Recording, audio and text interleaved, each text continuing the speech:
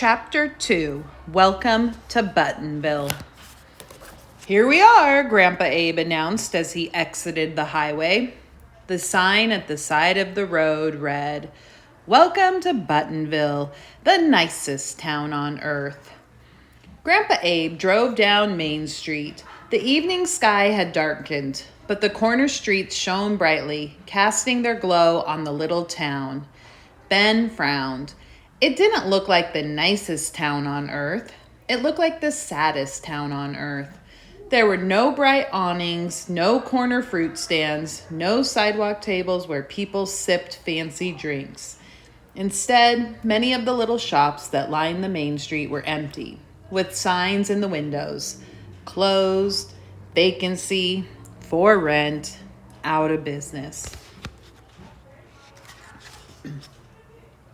This town hasn't been the same since the button factory shut down, Grandpa Abe explained.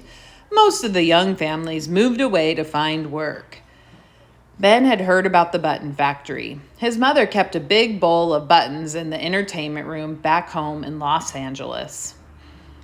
Those buttons were made by your grandfather, she told him. He worked in a button factory most of his life. How come the factory shut down? Ben asked, peering over the seat. Customers stopped wanting handmade buttons like these, Grandpa Abe replied, pointing to the big wooden buttons on the front of his shirts. People should be lucky to get handmade buttons, but it's cheaper to buy the plastic ones made by a machine. Ben's gaze traveled up the wooden buttons and rested on his grandfather's wrinkled face. He hadn't seen his grandfather in 6 years. Ben's dad said it was because Grandpa Abe didn't like to travel. Because Ben had been only 4 years old at the time, he didn't remember anything about the last visit. In the photos at home, Grandpa Abe had dark hair just like Ben and Ben's dad. But today, not a single hair remained on his shiny scalp. Ben must have been staring pretty hard because his grandfather turned and winked at him. You look different too, Grandpa Abe said. Your hair is shorter. Ben ran his hand over his hair, which was cut to precisely 3/4 of an inch every 2 weeks. He thought about making up a story that his hair had been cut short because he'd been infested with Caribbean head lice, or because the ends had caught fire when he had been struck by lightning. The real reason Ben had short hair was because his mother insisted it was stylish.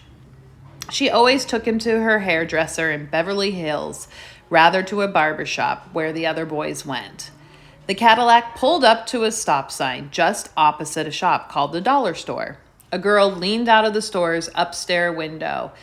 It wasn't her fuzzy pink bathrobe that caught Ben's attention, or the way her long blonde hair glowed in the lamplight. What caught his attention was the way she was staring at the sky with her mouth wide open, as if seeing something was very strange. Ben unfastened his seatbelt, rolled down the opposite window, and stuck his head out. Cool night air tickled his nose and ears. A shadow darted between two clouds, a shadow with enormous wings and a long rope-like tail. If Ben had blinked, he would have missed it. The girl looked down at Ben. Their eyes met. She'd seen it too. Then she mouthed a single word before disappearing behind the curtains.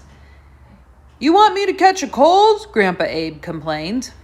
As Ben closed the window and buckled his seatbelt, Grandpa Abe drove through the intersection and turned onto his side street.